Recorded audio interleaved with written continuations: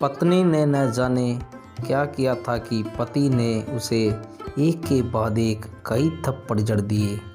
हमेशा से हर सिचुएशन को शांति से हैंडल करने वाली पत्नी भी इस बार इतनी अशांत हो उठी कि उसने अपनी चप्पल ही निकालकर पति की ओर फेंक दी। चप्पल पति के बालों को छूते हुए निकल गई। ये किस्सा यहीं पर ख़त्म हो सकता था, मगर पति ने इसे अपनी मर्दानगी का विषय बना लिया और बात बद से बदतर होती चली गई। रिश्तेदारों ने भी आग में घी का काम किया। किसी ने कहा, जो औरत अपने पति को चप्पल से मार सकती है वो ना ही तो वफादार हो सकती है और ना ही पवित्र। ऐसी औरत परिवार ही नहीं पूरे समाज पर कलंक की तरह है। बीवी के पक्ष वाले कहाँ पीछे रहने वाले थे। किसी ने कहा, 21वीं सदी में जो स्त्री के साथ मारपीट करते हैं उन्हें तो जेल भेज देना चाहिए। तो कोई कहता, ज़रूर इसको कोई और पसंद आ गई होगी इसलिए अब पत्नी से मारपीट करने लगा है। बात कोर्ट तक पहुंच गई। दोनों पक्षों ने एक दूसरे के खिलाफ केस फाइल कर दिया। पति ने चरित्रहीन होने तो पत्नी ने दहेज और शारीरिक उत्पीड़न का आरोप लगाया। 2 वर्षों से अधिक समय के लिए केस चला था। इन 2 वर्षों के दौरान दोनों पति पत्नी अलग अलग रहे थे।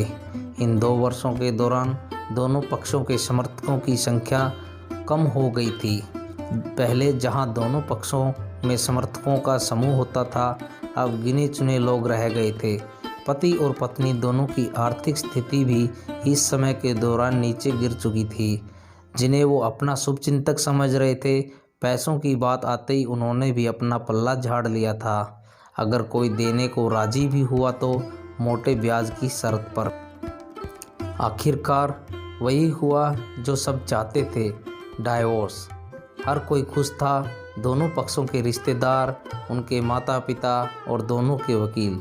लेकिन 5 साल की सुखद शादी और एक सुंदर सी बेटी के मिलने के बाद इस डाइवोर्स से पत्नी मूक थी और पति शांत। शायद ये एक इत्तेफाक ही था कि इस खुशी को मनाने के लिए दोनों पक्ष के लोग एक चाय की टपरी पर बैठे थे, वो भी आमने सामने।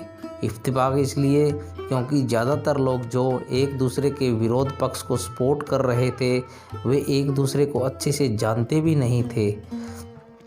तुम भी तो आज जीत गई हो, मुझसे तलाक तो तुम्हें भी मिल गया है, कॉन्ग्रेचुलेशन टू, पति ने कहा। तलाक को तुम जीत का प्रतीक समझते हो, पत्नी ने पूछा। पति चुप रहा। थोड़ी देर की शांति के बाद पति ने कहा, मुझे तुम्हें 5 लाख रुपए अभी और हर महीने 8,000 देने का आदेश है। अभी मेरे पास पैसे नहीं है, इसलिए मेरा जो सिटी में फ्लैट है उसे तुम्हारे नाम कर देता हूँ।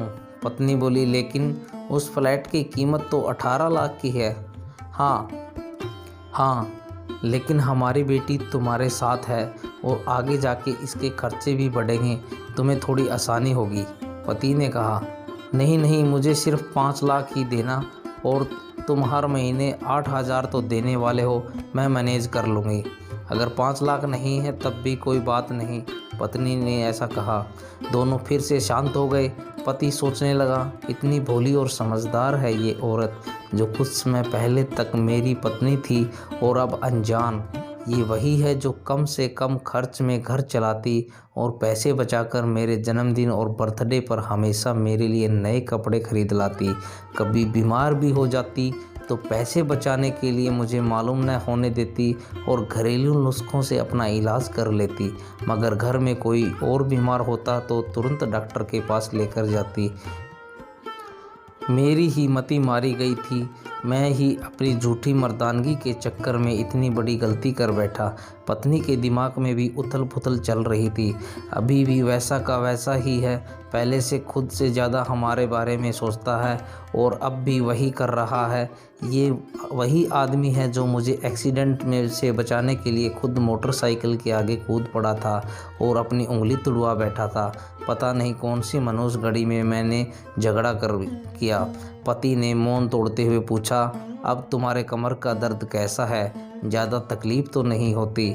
पत्नी हल्का सा मुस्कुराई और बोली, अभी भी होता है, अब तो पेट में क्रैम्प्स भी उठते हैं। वो तो होगा ही, तुम योगा या कसरत भी तो नहीं करती हो। अब किसी गायनेकोलॉजिस्ट को ज़रूर दिखा देना। पति ने कहा, तुम बताओ तुम्हारा अस्थमा कैसा है?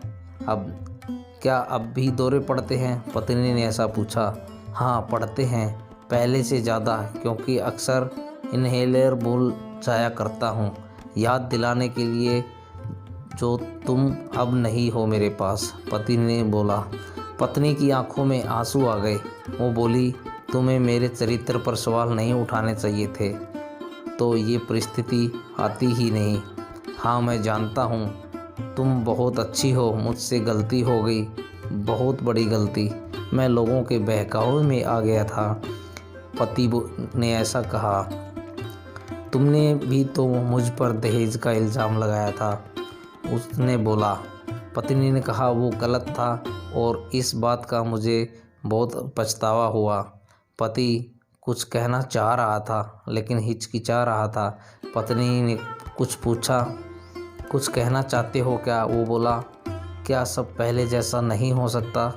क्या मतलब? पत्नी ने बोला, मतलब कि हम फिर से पहले की तरह पति पत्नी बनकर सच्चे दोस्त बनकर नहीं रह सकते? पत्नी ने कहा, पर ये डाइवोर्स के पेपर दिखाते हुए पति ने कहा, फाड़ देते हैं, और डाइवोर्स के पेपर उसने फाड़ दिए। पत्नी ने भी अपने पास रखे पेपर को फाड़ दिए। सभी हैरान थे। वकील, रिश्तेदार, माँ बाप, पति पत्नी दोनों एक दूसरे के हाथ में हाथ पकड़े अपने घर की तरफ चले गए। दोस्तों, ये कहानी उन हर पति पत्नी के लिए बड़ी सीख है जो छोटी छोटी बातों पर लड़ते हैं और इन झगड़ों को बड़ा बना के अलग होने का डिसीजन लेते हैं। प्यार और झगड़ा तो एक सिक्के के दो पहलुओं की तरह है, दोनों को स्वीकार करना होगा, तभी ये पवित्र रिश्ता उसकी मंजिल तक पहुंच पाएगा। आपको ये कहानी कैसी लगी कमेंट करके ज़रूर बताएं। कहानी को लाइक ज़रूर करें। धन्यवाद।